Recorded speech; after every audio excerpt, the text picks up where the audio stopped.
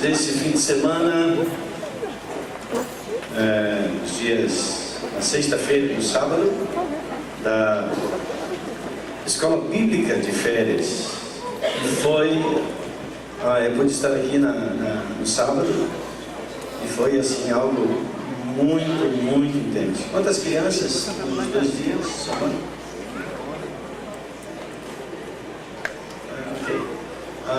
400 e tantas crianças nos 2 dias. 400 e tantas crianças. Você imagina quantas famílias, claro que algumas delas já pertencem a essa casa ministerial, mas muitas outras não conhecem ainda e ouviram as histórias bíblicas, estiveram aqui esses 2 dias. Quantas famílias estão sendo alcançadas pelo testemunho dessas crianças? Não é sem razão que Jesus disse que dos tais é o reino dos céus. E eu oro, se você concorda, diga amém. Eu oro para que essas famílias sejam tocadas pelo poder da salvação de Cristo Jesus. Em nome do Senhor Jesus, haja salvação nessas casas, haja salvação nessas famílias. E esse movimento da Escola Bíblica de Férias é um grande movimento evangelístico. Não é apenas um ambiente voltado para dizer algumas coisas para as crianças. É um grande ambiente evangelístico.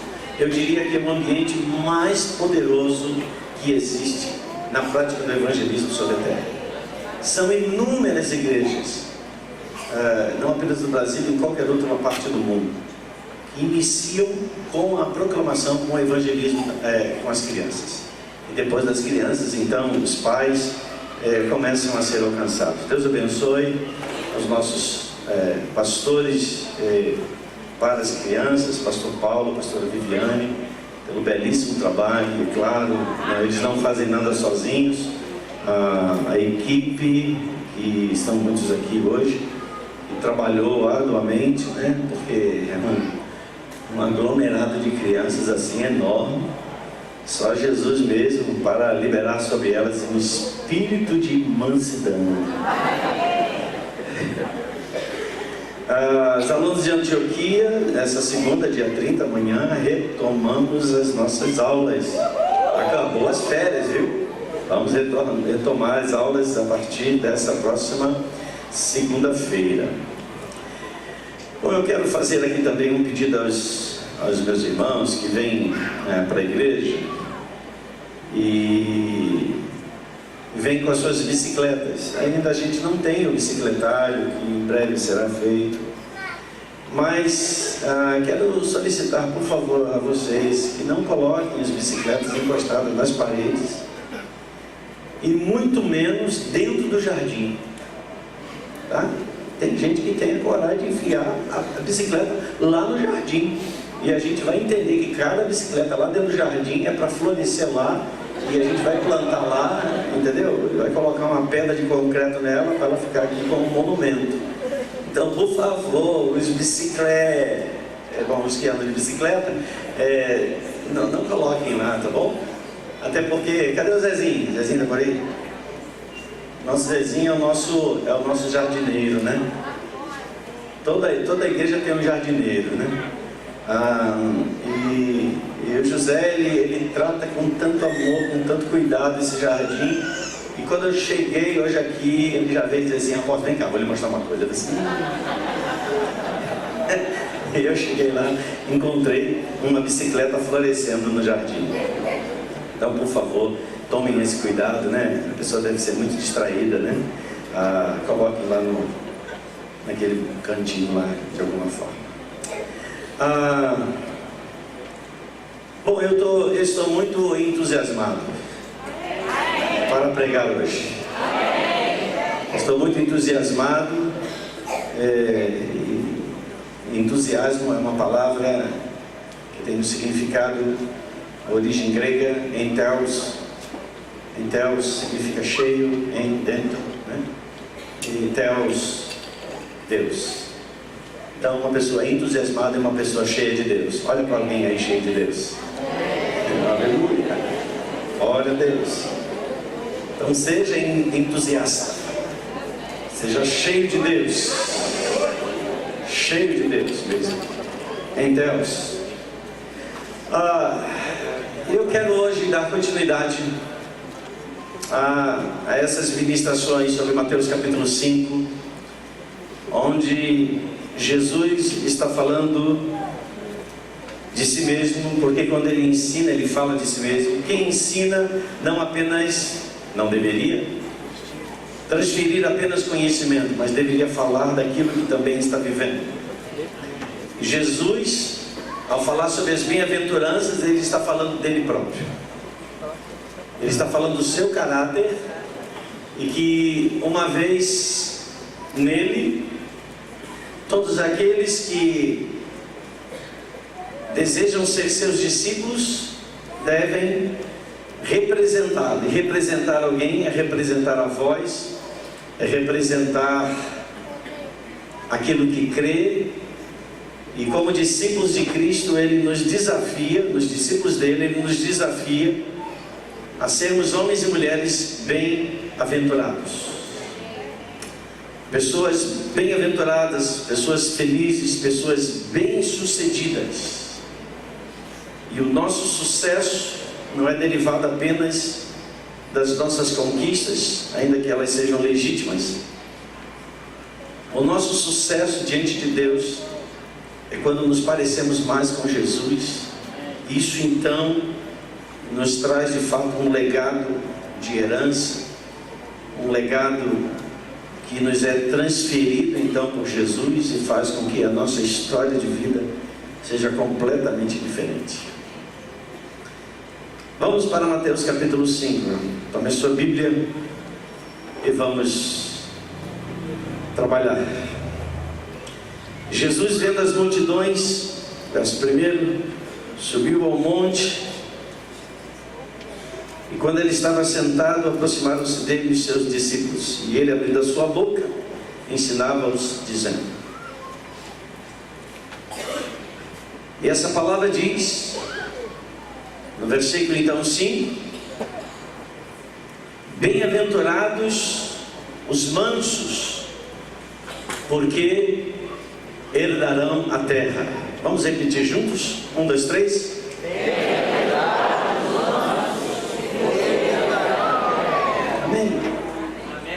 Então, em todas as bem-aventuranças sempre há um pré-requisito ou um requisito e uma recompensa.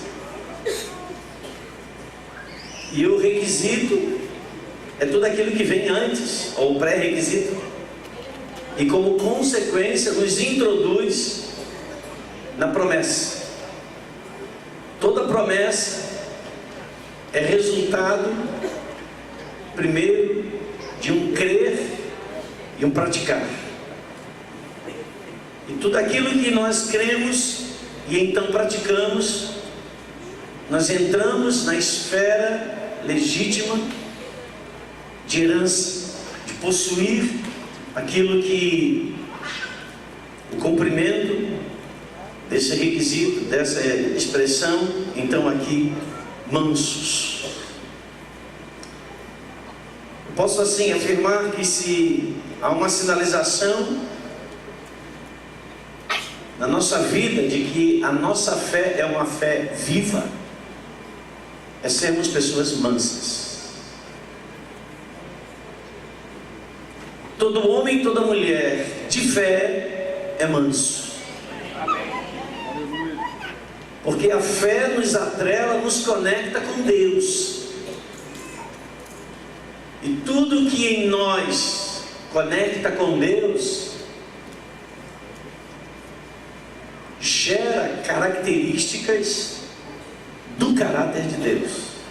E aqui as palavras de Jesus, o caráter de Jesus. Jesus estava falando de sermos pessoas mansas. Ele não estava certamente dizendo de sermos pessoas fracas, pessoas bobinhas, pessoas que se deixam pisotear, estão sempre por baixo. Não são mansos. Jesus não está falando a respeito disso. Jesus estava se referindo a homens e mulheres posso assim afirmar, gentis de espírito. Pessoas com uma disposição honesta no seu fluir de relacionamentos. Pessoas profundamente sinceras. Mansidão não é algo que a gente nasce com isso. Todos esses qualificativos, a mansidão, ser manso, ser pacífico, pobre de espírito, e em cada uma das bem-aventuranças, são qualidades do caráter de Deus, é onde nós não aprendemos na leitura de um texto apenas. Porque tudo aquilo que a Bíblia ensina, ela tem um caráter prático e não apenas mental. Porque se fosse apenas algo mental, algo que a pessoa simplesmente aprende na mente, como matemática, como português, a gente diria que o diabo está salvo, porque ninguém mais conhece, até porque ele viveu lá no tempo da eternidade, antes da sua queda, diante do trono de Deus. Então, as bem-aventuranças são para aqueles, resultado daqueles que se deixam tratar e trabalhar, para que possam experimentar os resultados da sua perseverança, os resultados da sua fé, os resultados da sua decisão de serem autênticos discípulos de Cristo. Talvez o oposto de ser manso é alguém irascível, alguém que está mais pronto a se irar, alguém egoísta, egocêntrico, grosseiro, dominador, arrogante e tantos outros antônimos, né? O contrário, né? De ser manso. Confesso a vocês que quando a gente estuda sobre os 4 temperamentos, colérico, sanguíneo, fleumático, melancólico,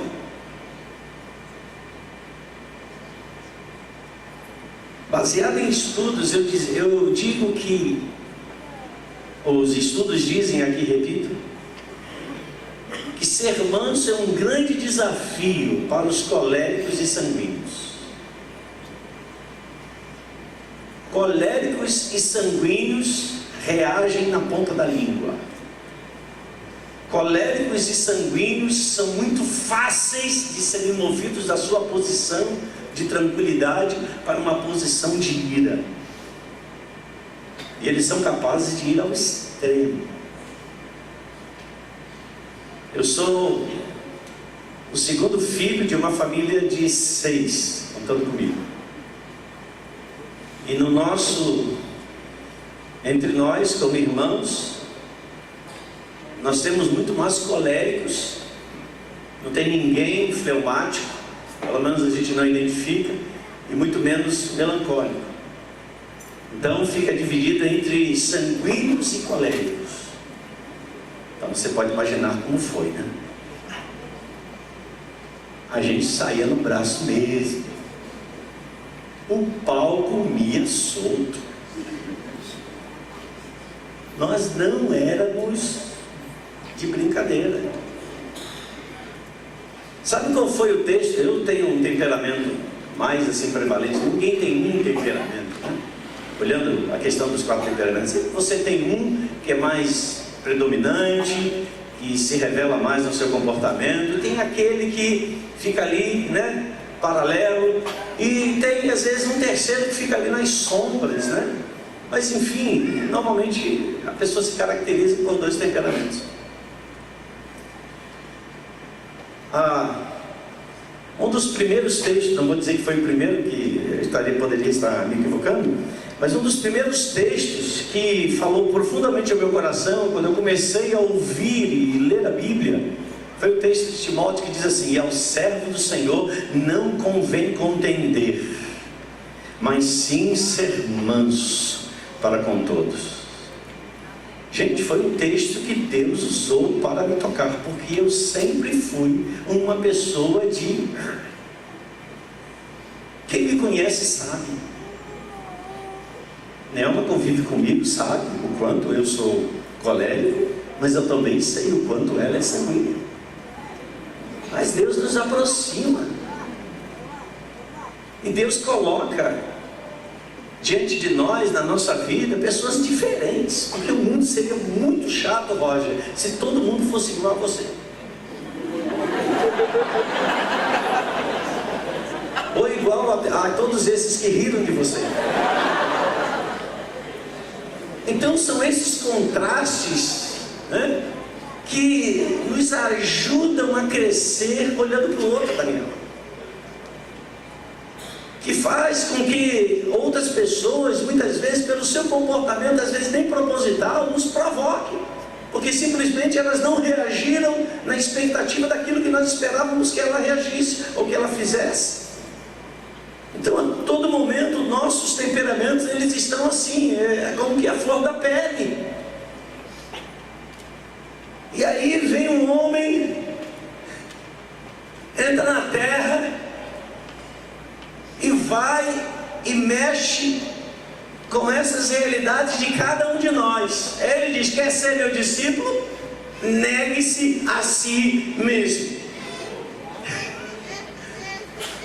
O que é negar-se a si mesmo? Considere que continuar a viver da forma que você está vivendo, olha, tem um lugar quentinho te esperando.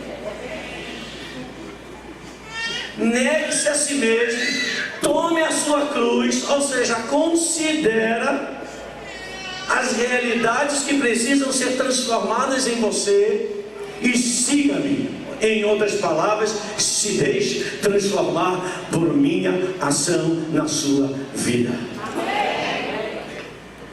Mas tudo aqui começa, gente, com esse nivelamento. E é claro, hoje aqui eu quero falar mais sobre os mansos, também quero falar sobre a herança dos mansos. Se para ser manso é um desafio, aqueles que conseguem ultrapassar os seus limites e conseguem vencer os seus obstáculos de comportamento, de caráter, esses tais vão experimentar também heranças tremendas que eu quero mencionar nessa noite. Porque o ato de desenvolver em nós a mansidão passa necessariamente por cada um de nós que nos permitimos passar pelos tratos de Deus. Quantas vezes você já ouviu o pessoal: estou passando pelo estreito de Jeová.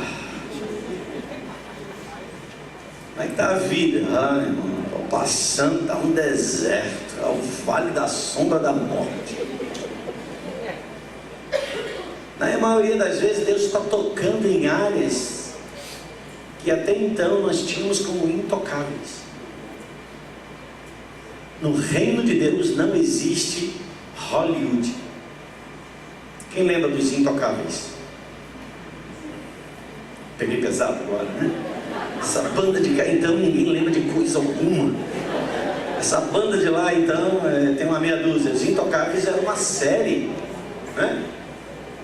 Da TV, no tempo da TV preta e branca ainda, né? Analógica. E era uma série que falava a respeito dos gangsters, tal, que se achavam os intocáveis. Tu com o teu vizinho que agora vai ter contigo, diga: no corpo de Cristo não existem intocáveis. Porque o tema da série era os intocáveis. Porque as pessoas estavam sempre escapando quando elas eram, né, levadas a uma situação onde elas poderiam ser presas ou poderiam perder aquilo que elas haviam conquistado de uma forma ilegal. Elas escapavam, elas se safavam de várias maneiras, e é claro, sempre de uma forma ilegal, porque eles eram tidos como os intocáveis. Mas aqueles que querem experimentar as bem-aventuranças são pessoas tocáveis. São pessoas onde Deus vai mexer invariavelmente nas nossas áreas mais duras. Todos que estão aqui, cada um de nós sabemos que tem áreas da nossa vida que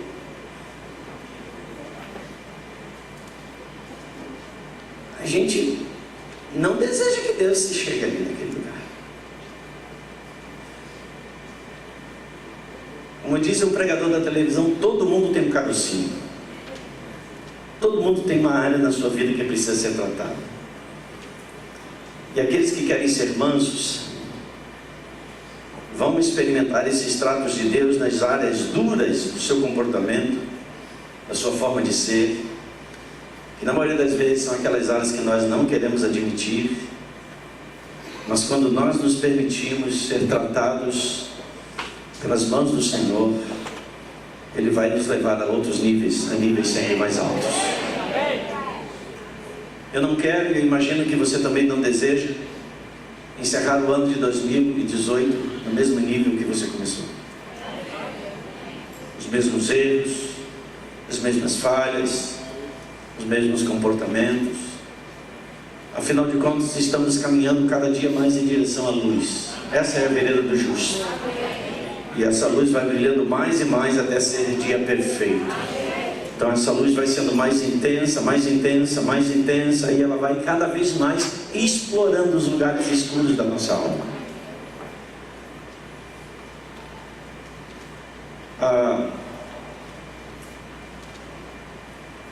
Bem-aventurados os mansos, são aqueles que confiam na intervenção de Deus, confiam que Deus os defende.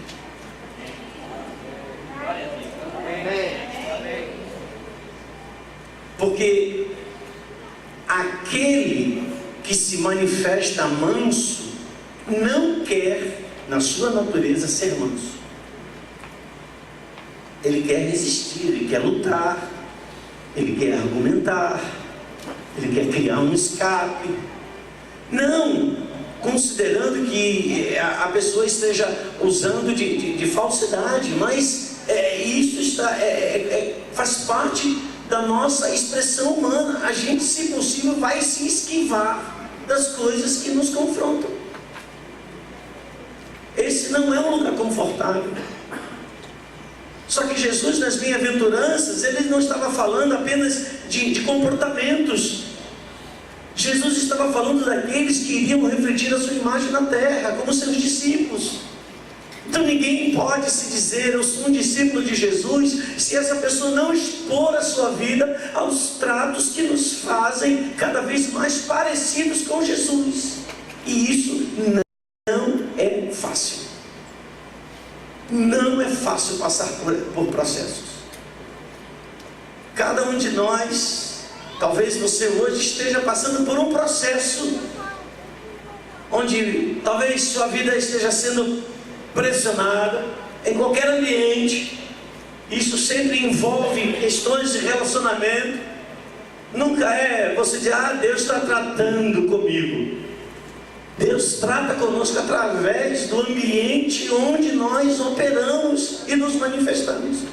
Porque nesses ambientes onde nós operamos e nós nos manifestamos, é o ambiente onde a gente expõe as nossas limitações e as nossas fraquezas. O próprio apóstolo Paulo, que foi um homem que pelas suas características, das suas ações, seus desencontros, seus desentendimentos, era um homem colérico. Paulo diz, não julgue que haja alcançado mais prossigo para o alvo, pelo prêmio da soberana vocação em Cristo Jesus. Paulo dizia, eu sei que estou debaixo de tratamento. E até mesmo naquele momento, quando ele escreve sobre o espinho da carne, ele orou 3 vezes pedindo ao Senhor que afastasse. Mas ele se convence que a graça de Deus, ele diz, a tua graça me basta. Ou seja, a tua graça me capacita a passar pelas pressões e não desistir. Ao mesmo tempo que Paulo quer se livrar, porque isso incomoda. Incomoda ou não incomoda a gente? Incomoda ou não incomoda quando a gente está sendo levado para o canto do rio? Incomoda ou não incomoda? E nos entristece, porque quando às vezes a gente chega em casa, ou a gente põe a cabeça no travesseiro, a gente começa a lembrar de alguns comportamentos, de ações, de falas, de reações, e a gente, puxa, Senhor, me perdoa. E para onde Deus quer nos levar? Ele quer nos levar para um lugar onde a gente possa então repousar a nossa cabeça, a uma posição, a estatura, a uma maturidade, onde a gente possa repousar a cabeça e ficar em paz. É claro que o perdão é uma arma, poderosíssima para aplacar, para resgatar, para remir alguma coisa errada que foi feita, mas o mal já foi feito, o erro já foi cometido, e depois do erro cometido, a gente não pode dizer que só vai até ali. O alcance ou as consequências daquilo que eu fiz de errado só vai até ali. Não, a gente não tem mais controle. Então é muito melhor ser aperfeiçoado e a gente não errar mais das mesmas coisas. Confiar em Deus é uma característica do manso. Confiar de que Deus vai defendê-lo.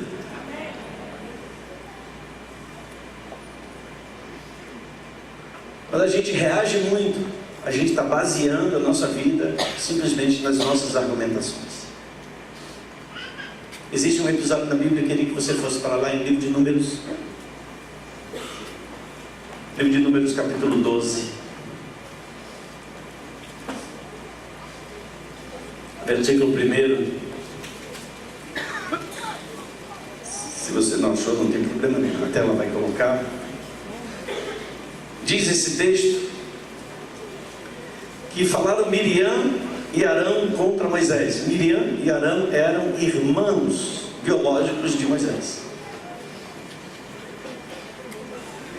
Falaram Miriam e Arão contra Moisés.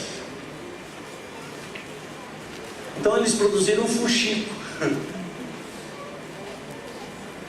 Por causa da mulher cuxita, de Cuxi, né? Que tem o texto não, gente? Aí? Aqui? Por causa da mulher cuxita que ele tomara para si. E disseram: porventura tem falado o Senhor somente por Moisés? Ou seja, reprovar um comportamento errado nós podemos reprovar, mas nos colocar numa condição superior àquele que erra, aí nós entramos num processo um tanto quanto estreito. Porque Miriam e Arão reprovaram a atitude de Moisés, que eu diria reprovável. Moisés tinha uma mulher, só que essa mulher não estava com ele, e ele toma uma mulher de Cuxi. Não é por causa de uma segunda mulher, porque naquele período ainda em Israel havia a possibilidade dessa bigamia. Mas a questão principal é que a mulher era de Cuxi, ou seja, era uma mulher que não fazia parte do povo de Israel. Só que na questão do erro de Moisés, e aqui colocando tinta no quadro, o pecado de Moisés, Arão e Miriam se colocaram numa condição de julgamento sobre a atitude de Moisés. Quando eles dizem, porventura tem falado o Senhor somente por Moisés, não tem falado também por nós? O que diz na sua Bíblia depois? E o Senhor ouviu. Eles estão lá no deserto. Deus está ouvindo, viu, gente? Deus está ouvindo o que a gente fala. Deus está ouvindo e interpreta corretamente a entonação das nossas palavras. Não estou falando mal por mal não, só um comentário. E o Senhor ouviu.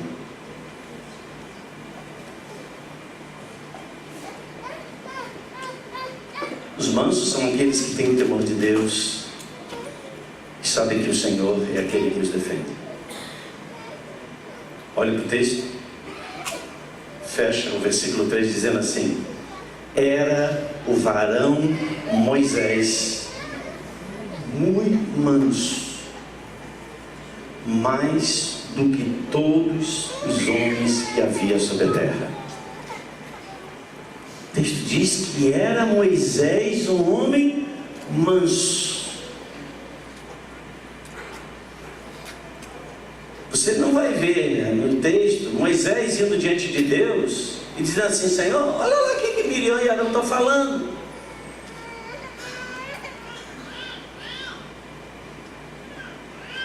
Moisés não vai se defender e nem argumentar. Eu não estou dizendo, mais uma vez friso, que Moisés estava agindo com toda a correção. Não estava. Mas a Bíblia diz que o Senhor ouviu. E Deus aparece numa nuvem, na continuação do texto, aparece numa nuvem, chama Moisés, Arão e Miriam e diz para eles: olha, eu falo a Moisés como qualquer um fala ao seu próprio amigo.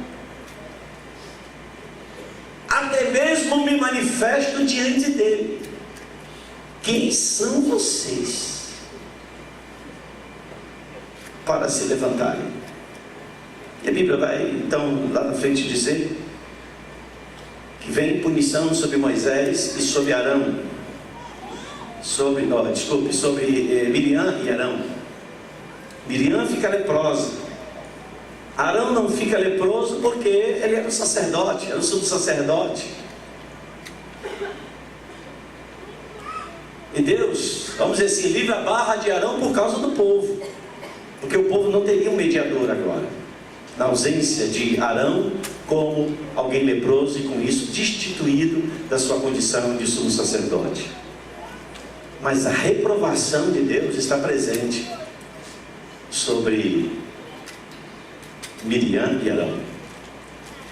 Mas a gente pode assim perguntar: por que Moisés... Por que a Bíblia diz que Moisés era um homem muito manso?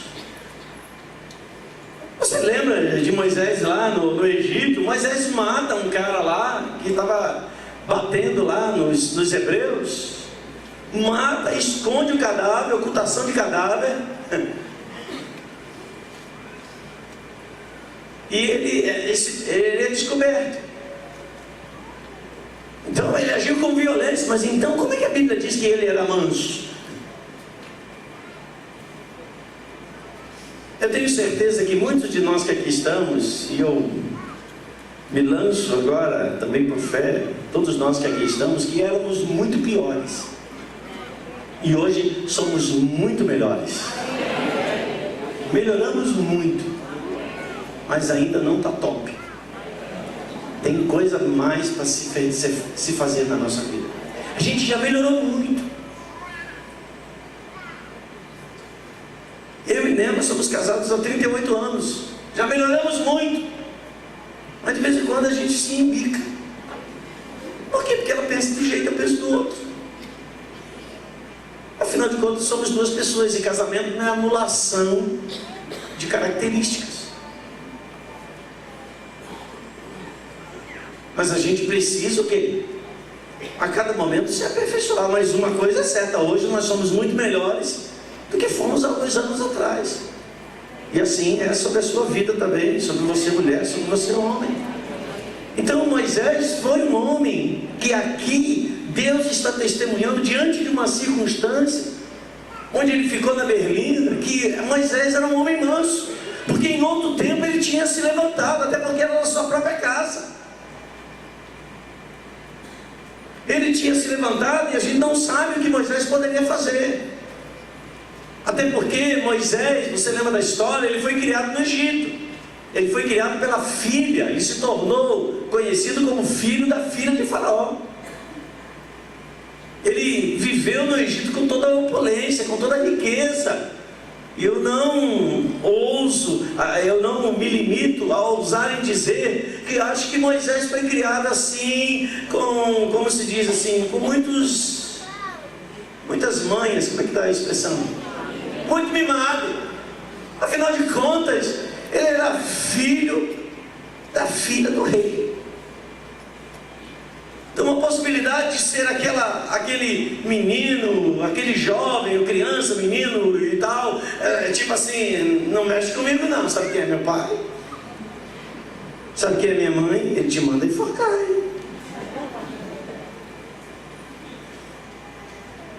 A Bíblia fala de Pedro, que lá no momento que Jesus está sendo preso, Pedro andava armado, gente. Naquele tempo, Pedro andava com pistola na cintura. E na hora que vieram prender a Jesus, Pedro disse assim: não, ele não.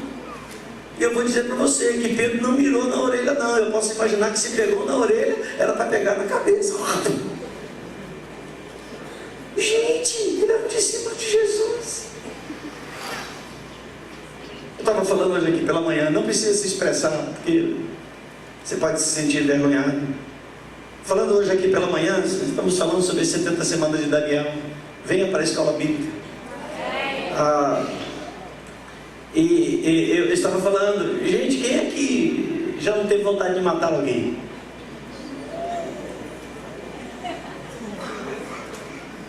Na hora que você ficou,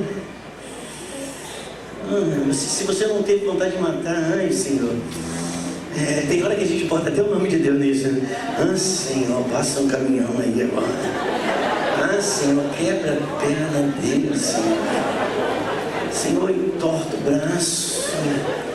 Oh, Jesus, faz a boca dele, a língua dele se prendeu, sabe? Sim ou não, gente? Quem já teve vontade de matar? Levanta a mão não. Levanta a mão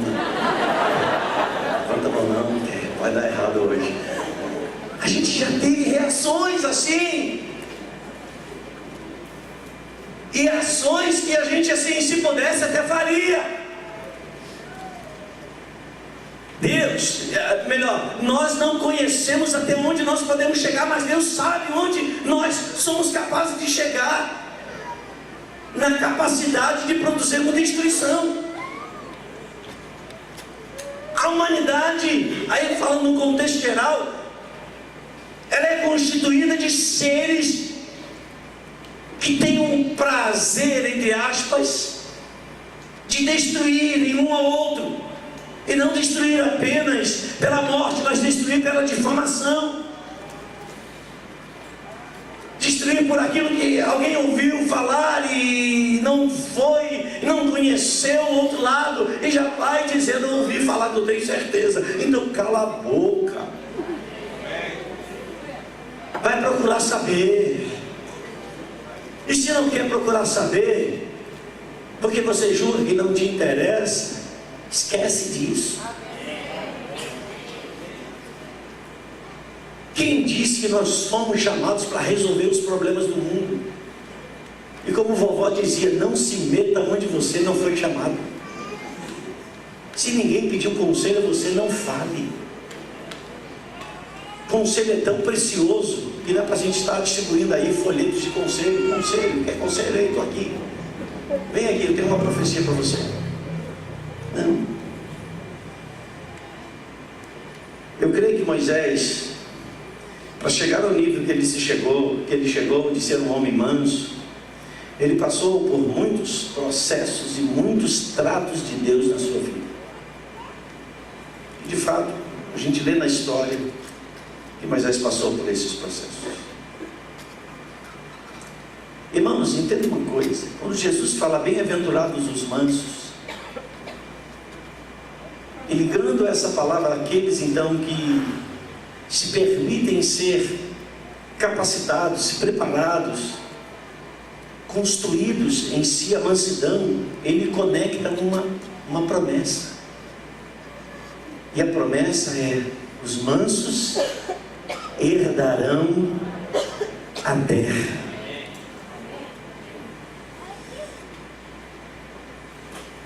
Mas ninguém herda nada sem luta. Então, queira você admitir ou não, nós estamos em guerra. E a nossa maior guerra, contra quem nós lutamos, são as nossas próprias atitudes, muitas vezes incontidas, irrefletidas. E a gente fala, e depois que fala, a gente, para que eu falei isso? Na guerra, o inimigo, ele conhece as nossas fragilidades. Sim ou não, gente? Sim, claro que sim. Só que o inimigo, na maioria das vezes, ele sabe que você, agora é para dar glória, viu? Ele sabe que você para ele é um inimigo respeitável. Ele sabe que você não é bobinho.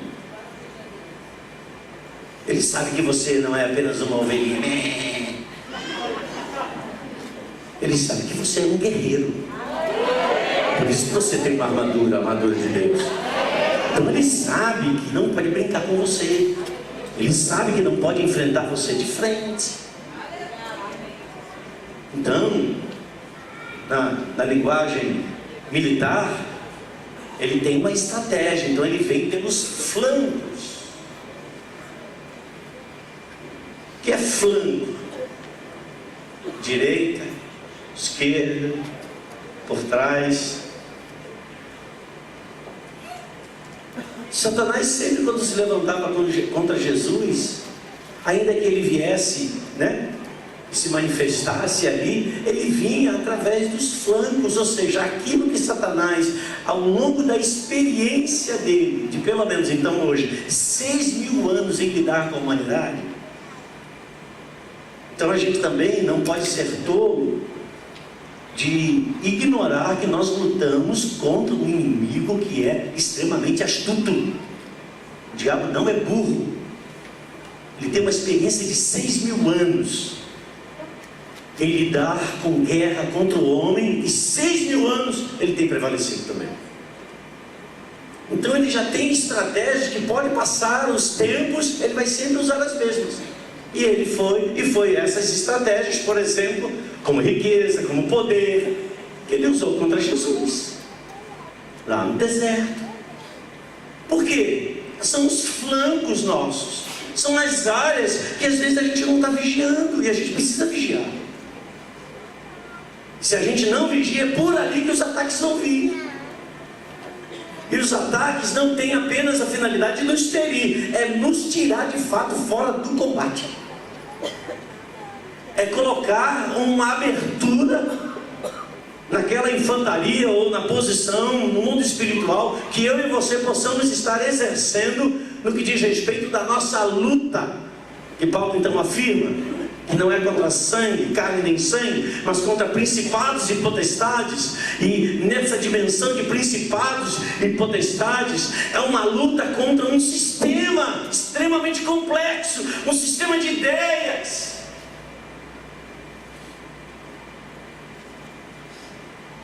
E sempre aqueles que querem experimentar, de fato viver essa mansidão, vão ser expostos nas suas fraquezas e vão ser atacados pelos flancos. E não vale o sangue de Jesus me cobre, o sangue de Jesus me livra. Se valesse isso, irmão, nenhum de nós seríamos tocados. Então não vale esse discurso evangélico não. O sangue de Jesus tem poder, tem daí. Mas o sangue de Jesus tem poder sobre aqueles que andam debaixo da obediência e que se deixam tratar.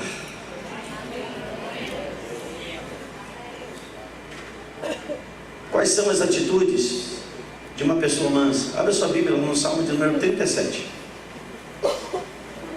Salmo 37 diz assim: eu preciso correr.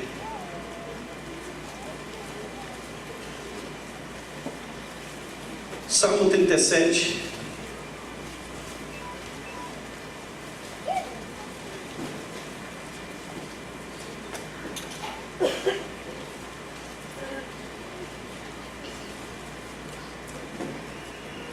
Verso 1 diz assim: não se aborreça, isso na NVI.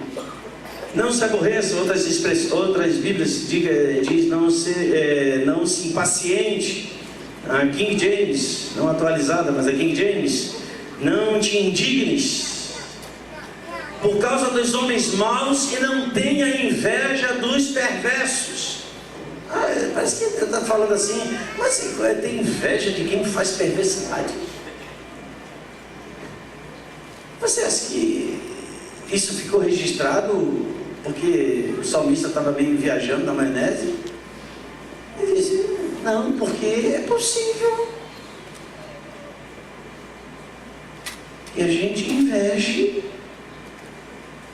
os resultados visíveis que pessoas colhem na sua injustiça. Caramba, eu sirvo a Deus, estou aqui lutando, estou matando um leão por dia. Os caras que não servem a Deus estão aí deitando e rolando, roubando e tal, viajando para a Europa, viajando para lá, para cá e tal, e parece que nada lhes toca. Mentira, gente.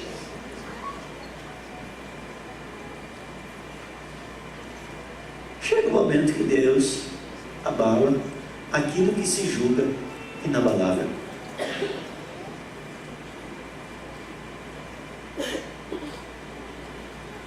Mas por que Deus não age assim, não responde tão assim de imediato, ou até mesmo evita que as coisas aconteçam?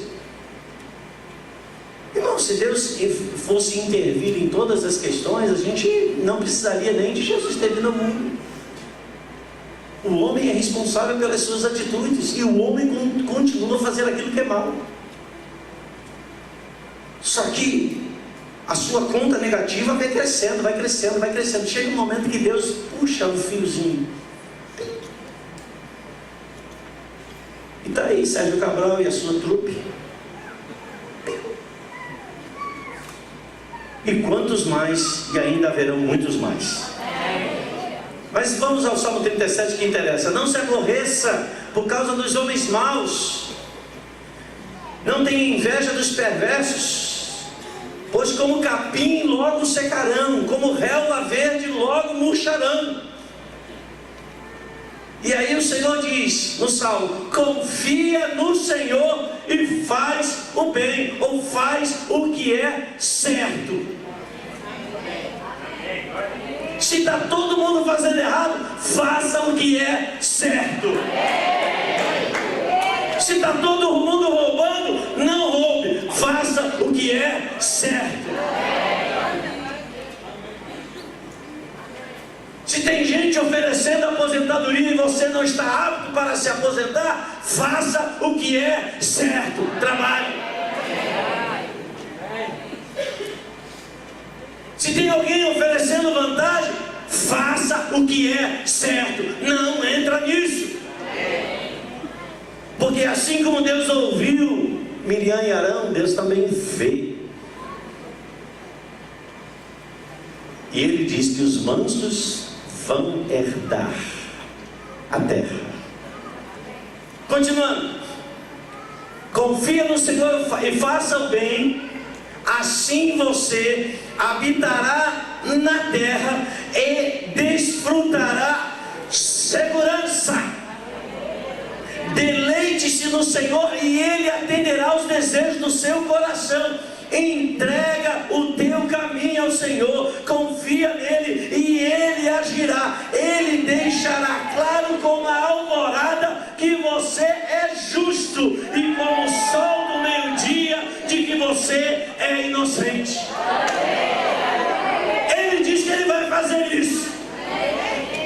Então os mansos são aqueles que, mesmo diante da injustiça e mesmo diante daquilo que lhes seja contrário, permanecem na sua confiança e dependência de Deus. O mundo está posto do maligno, mas você pode fazer a escolha de não ser levado junto com ele. Então não é fácil ser manso, mas a recompensa estimula.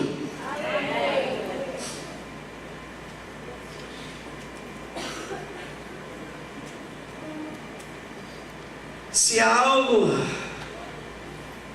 em nós que hoje não nos qualifica como pessoas mansas, se nós ainda temos problemas com a ira, com a intolerância e com toda sorte de comportamentos que se assemelham a esses, assuma o controle do seu mal-estar. Não te deixe vencer pelo mal, mas vence o mal com o bem. Às vezes a gente está rodeado de tanta gente ruim que é possível você pensar: Deus, onde é que você está? Senhor, você foi dar uma voltinha em Vênus? Foi passear nos anéis de Saturno? Senhor, olha para a Terra. A ciência já está começando a olhar para Marte, e dizendo, alguns já estão afirmando, né? Aquele satélite Hubble, sei lá o nome que é parecido com isso, diz que tem água, e água gelada. Então, se tem água, tem vida.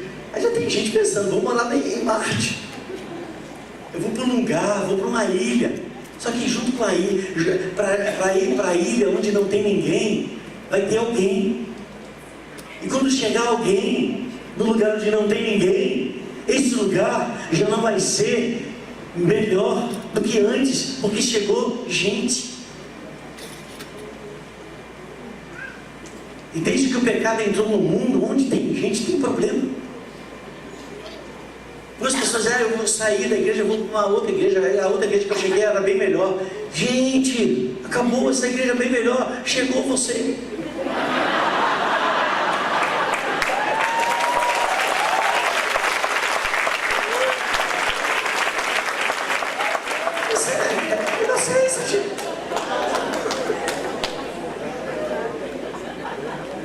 A gente vai ser aperfeiçoado onde tem problema. Eu falei isso aqui numa ministração em algum tempo. Os nossos professores, para nos fazerem crescer, nos davam problemas. Lembra disso? Na escola, problema. E você ia para casa: como é que eu vou resolver isso? Mas você tinha um tempo de fazer todas as suas pesquisas, porque chegaria o momento da prova que você não teria nenhum livro diante do seu lado. E aí era você e a sua habilidade desenvolvida antes de resolver o problema. Igreja é a mesma coisa. Igreja tem problema, tem gente, tem eu, tem você. Mas onde nós vamos ser aperfeiçoados? No céu? A gente vai ser aperfeiçoado na terra. É na terra onde a gente está. E todo mundo está sendo aperfeiçoado. O último que chegou, o mais novo que chegou aqui, ao primeiro que sou eu e nela que chegamos. A gente já está melhorzinho, um pouquinho, mas já está. E a gente vai melhorar muito mais.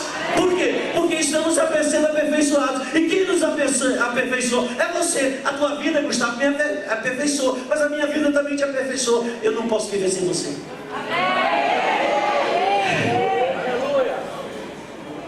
Por melhor ou pior que nós sejamos, nós não podemos viver sem um ou outro, porque sem o outro a gente não é tratado. Ah, mas Deus vai tratar de mim. Gente, Deus não vai aparecer para você. Deus não vai vir mandar um anjo com 6 asas e dizendo: eu sou o Senhor, eu sou o mensageiro do Deus Altíssimo, eu sou isso, eu sou aquilo. A gente vai cair para trás e vai morrer. Acabou a brincadeira.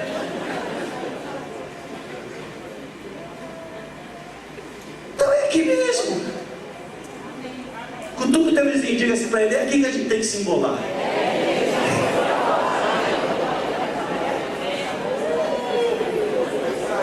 Mas a gente tem o Espírito Santo que nos conduz a toda verdade. A gente tem aquele que nos ajuda. A gente tem aquele que diz: vai mais devagar, Renan. É aquele que diz: Ísia, calma, Ísia.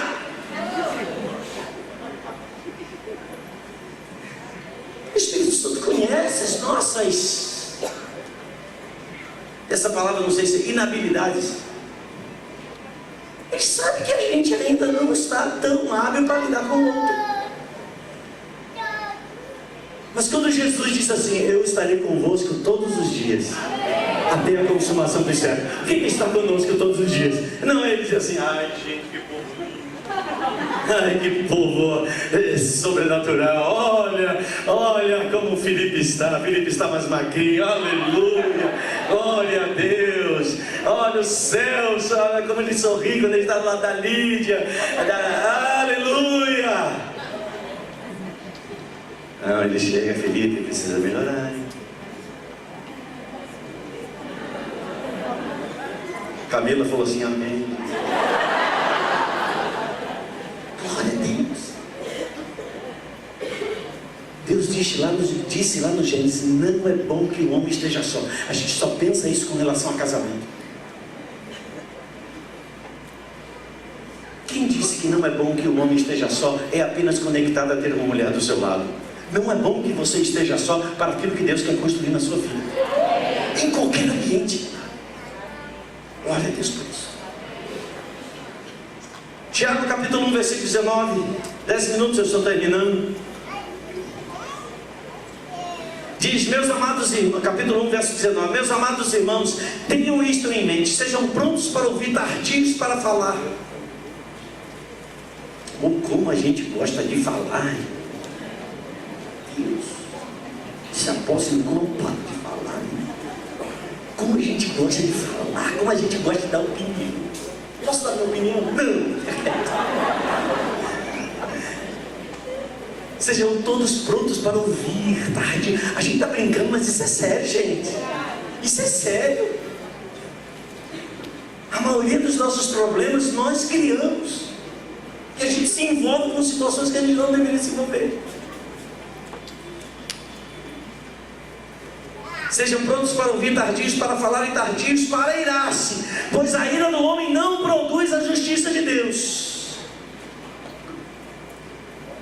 Portanto, livre-se de toda impureza moral e da maldade que prevalece e aceitem humildemente. Está assim na NVI. Outras versões diz, aceitem com mansidão a palavra implantada em vocês, o qual é poderosa para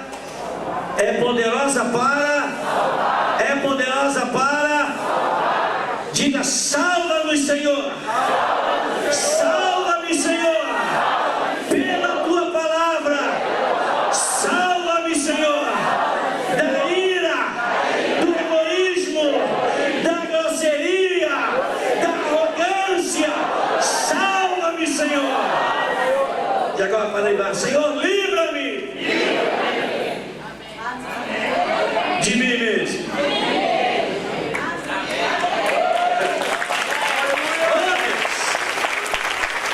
Mas como a gente não pode se livrar de nós mesmos nesse sentido, então a gente vai ter que aprender até mesmo com os nossos fracassos. Mas o texto não fica apenas na conotação da bem-aventurança para aqueles que se deixam tratar e se tornam mansos. E assim como Jesus, um homem manso que não abriu a sua boca, mesmo quando estava sendo injustiçado.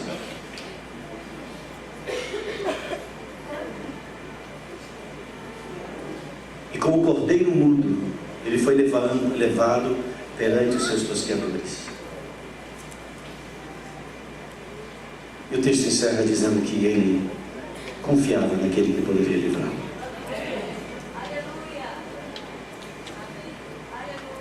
Aquele que é manso é bem-aventurado em tudo que faz.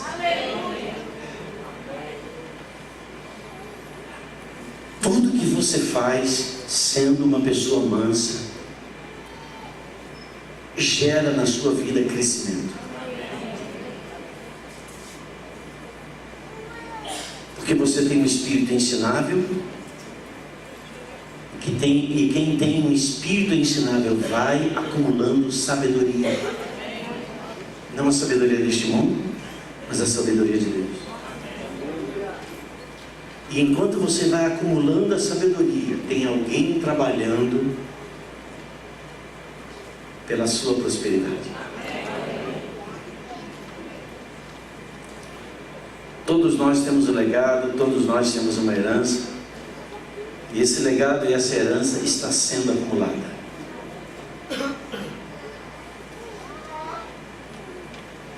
Porque Jesus disse que os mansos herdarão os céus. Não. Herdarão o que? A terra. Então Jesus não estava espiritualizando a recompensa dos mansos. Ele estava falando de algo físico, algo posse, que significa herdar a terra.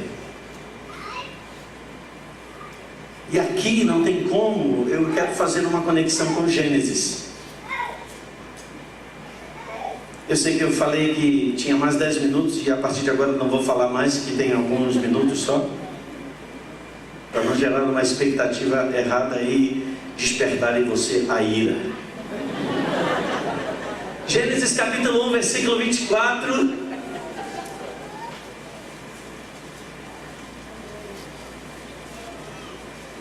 Como é gostoso, irmãos, a gente permitir que o Espírito Santo de Deus ele vá nos conduzindo, nos conduzindo, nos conduzindo.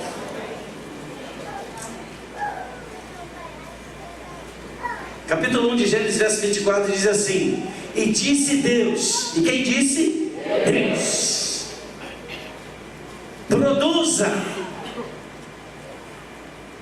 Produza. Essa palavra significa trazer para fora, prosperar, avançar, tomar posição ou território, concluir. Produza a terra seres vivos de acordo com as suas espécies, rebanhos domésticos, animais selvagens e os demais seres vivos da terra, cada um de acordo com a sua espécie. E assim, preste atenção, Deus diz: produza a terra. Deus está dizendo: aquilo que é terreno, multiplique, prospere. Aquilo que eu crio na terra, prospere, avance. O que está oculto na terra, riquezas, venha para fora. Conclua os processos e os ciclos, alcance o êxito. É isso que a palavra yatzah,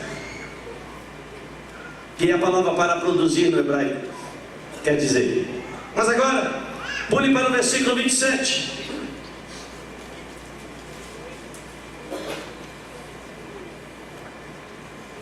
Gênesis 1, 27. Diz assim: criou Deus o homem à sua imagem, a imagem de Deus o criou, homem e mulher os criou.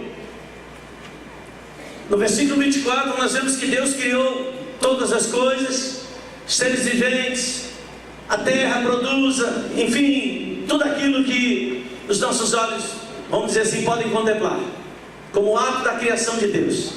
Mas aqui no versículo 24, 27, está repetindo novamente aquilo que estava lá no texto, nos primeiros versículos do capítulo 1, onde Deus está falando aqui mais uma vez agora, Moisés está trazendo mais uma vez a ação criadora de Deus. Agora façam uma conexão. Quando Deus diz produza a terra que é pó, chão.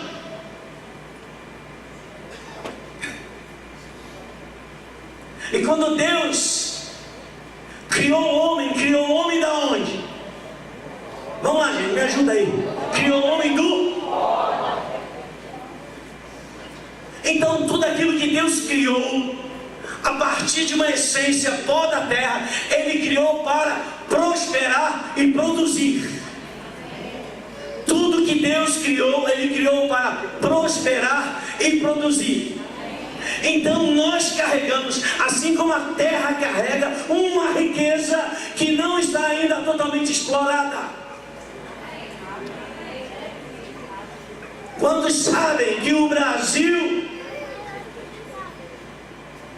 debaixo do seu território, de seu mar de 200 milhas, poços inumeráveis de petróleo, jazidas inumeráveis de petróleo. O Brasil é uma das nações do mundo mais ricas no seu solo. O Brasil foi saqueado no tempo que era colônia, e apesar de todo o saqueio, o Brasil, no seu solo, ele continua sendo um país riquíssimo. Mas por que essa riqueza não vem para nós?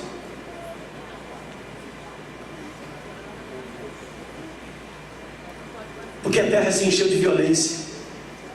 Então a terra recusa dar aquilo que ela foi criada para dar e gerar para nós.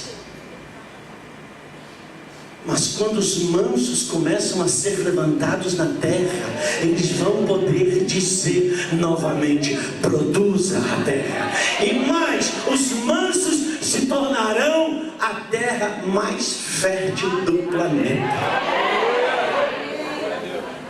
Porque Deus disse que tudo que Ele criou na terra produza. Então nós fomos criados para produzir. Ou seja, nós fomos criados para preencher, para encher e para, é claro, usarmos e sermos os primeiros usuários daquilo que nos é dado por herança. Mas eu não terminei. Deixa eu lhe contar um testemunho que eu tenho certeza que nem vocês sabem. Eu nunca contei. E hoje, quando eu vinha para cá, eu lembrei. Eu falei assim: não, eu vou falar algo da minha vida que eu nunca falei para vocês.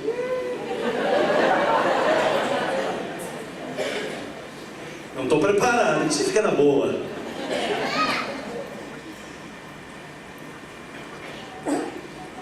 Eu nasci num lugar aqui no Rio de Janeiro chamado Olaria. E vivi ali, na verdade, toda a minha infância, até meus 17 anos. Eu morei no Complexo do Alemão. Na época não tinha nada de nome de complexo, era Morro do Alemão. Do lado da Invernada de Olaria, que hoje é um batalhão da Polícia Militar no Secondo. E eu morei no Morro do Alemão. E no terreno onde nós morávamos, era um terreno de muitas rochas. Rocha. Então, era uma entrada, e à medida que a família dos meus avós, então, os meus tios, né, inclusive, então, meu pai, a família se estabelecia, todo mundo ia construindo naquele mesmo lote, que era um lote assim bem extenso, que ia subindo, né, porque a rocha vai subindo, também tinha lá mais os buracos lá. Isso meu pai conta, né, tempo então dele criança ainda, que naquela época em que minha avó e meu avô, da parte de pai, era vivo, à medida que as famílias estavam crescendo, né, então precisava explorar o terreno mais à frente, só que o acesso era sobre a rocha. Então o que fez o meu avô? Começou a escavar a rocha. Escavar a rocha para fazer escada, para poder acessar um lugar mais alto. Quem já ouviu falar de feldspato? Tá lá. Você me salvou hoje. Uma palavra muito comum, mica. Não é mico não, mica. Quem lembra daquele ferro antigo que tinha uma resistênciazinha, que quando você abria o ferro, a resistência levantava junto assim. Ele era feito de um negócio assim meio brilhante, né, quase que transparente. Aquilo ali é feldspato. Ou mica, dali se produz mica. A mica eu anotei aqui porque eu não guardo tudo. A mica é um cristal que é utilizado hoje na indústria de vidros, na indústria de acabamento, porcelanatos, ou seja, tudo aquilo que é vitrificado, né? É usado. Eu lembrando disso, né, antes de vir para cá, claro, no meio do caminho eu falei para Nelson sobre. Eu fui pesquisar, e na pesquisa diz que 60% do solo brasileiro tem no seu solo mica. E você adivinha que quando meu avô estava construindo a escada, o que ele achou? Meu avô achou mica, um pedaço enorme de cristal, que ele na época vendeu e ganhou um bom dinheiro. Mas sabe que depois o que ele fez? Sabe o que ele fez depois, gente? Deixa eu aguçar a sua capacidade de perceber. Sabe o que meu avô fez depois? Fala aí alto, alguma coisa assim. Nada.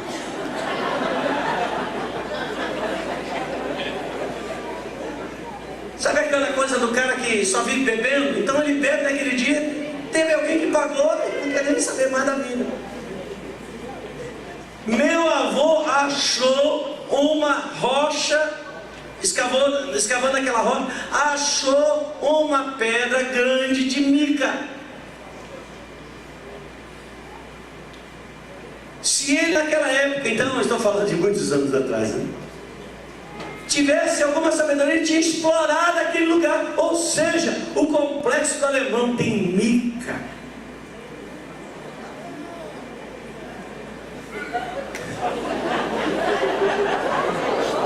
Por que vocês estão rindo? Agora vocês me deixaram, né? Não entendi a piada.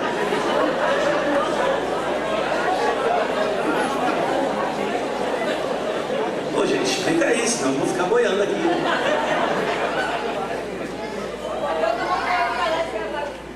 Ei! Todo mundo quer ir para lá para escavar, né?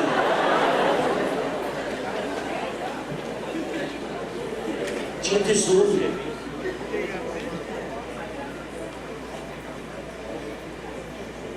Eu estava apenas considerando algo. E é claro, nesse tempo, meus avós não eram tementes a Deus, meus avós, minha avó principalmente, era envolvida com o espiritismo, toda a minha família era envolvida com o espiritismo, meus pais, meu pai era envolvido com o espiritismo, eu nasci nesse ambiente, frequentei terreiro de macumba na minha infância, tudo isso. A gente era cego. E cegos não tomam posse de coisa alguma. Eu não sei se aquilo ali, não sei o valor, não posso enumerar isso, mas uma coisa é certa: aquilo deu muito dinheiro para o meu avô, ele construiu a casa dos meus tios, seus filhos, mas depois aquilo foi largado para lá e ninguém se importou mais. A gente só tinha a história contada pela minha avó, e depois uma mulher de Deus, não mentia, claro, e ali estava toda aquela construção em cima de um tesouro. Jesus disse: os mansos vão herdar a terra. Os mansos prosperam.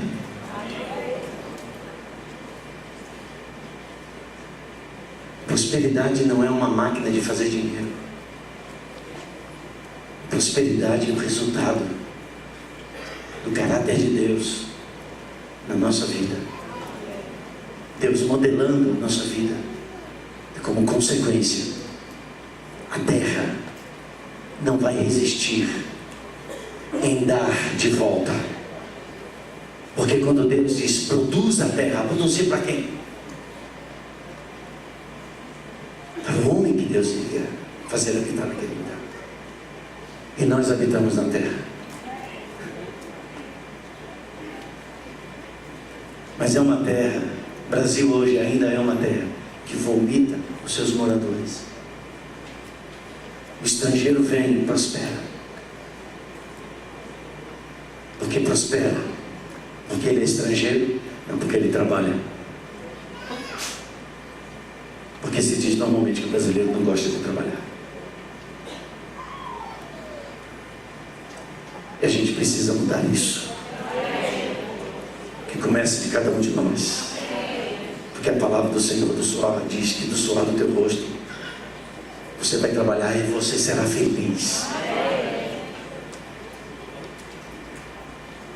A gente vive num país de oportunistas, de pessoas que querem arrumar um meio de quem quer ser fácil. de apoiar candidatos para poderem ser um assessor, para conseguir um bico, para conseguir um lugarzinho e trabalhar 6 horas da semana e ter um grande salário. Não funciona assim. Só um meio da gente permitir que Gênesis, no capítulo 1, versículo 24 em diante, no versículo 27 em diante, se torne uma realidade para nós. Nós precisamos ser homens e mulheres mansos. E o primeiro lugar do teste é a nossa própria casa, a nossa própria família. Esse é o lugar que mais expõe os nossos flancos. Porque relativamente é fácil ser crente agora, nesse momento. Mas a gente só vê o quanto nós somos é quando nós somos levados aos nossos limites. Jesus foi levado ao seu limite e ele não abriu a sua boca. Quantos recebem a palavra do Senhor nessa noite? Em nome de Jesus. Fiquem de pé, queridos.